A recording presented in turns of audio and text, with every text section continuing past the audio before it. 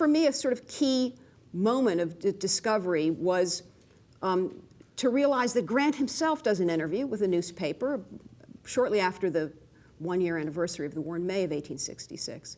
And in that interview, Grant says he's deeply disappointed in how Lee has behaved since Appomattox, that Lee has behaved in a way that Grant had not expected him to behave, that Lee's acceptance of defeat has been grudging and pernicious in its effects. Now that image of a Grant disappointed in Lee's comportment doesn't accord with the gentleman's agreement image that we have. And I wanted to understand how it was and why it was that Grant, when Lee again technically observed the terms of his parole, what did Grant have in mind? And in essence, this sort of brings us back to your first question about what were Grant's expectations. And the best way, perhaps, to answer that question is to say that Grant had hoped that Lee would behave as Longstreet did.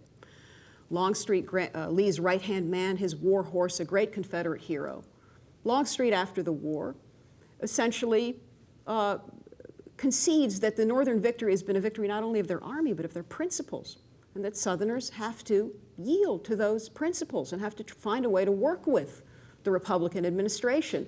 Longstreet earns a reputation as a pariah among many Confederates for taking this stand, but I think Grant had hoped that Lee would behave as Longstreet did, and Lee chose not to.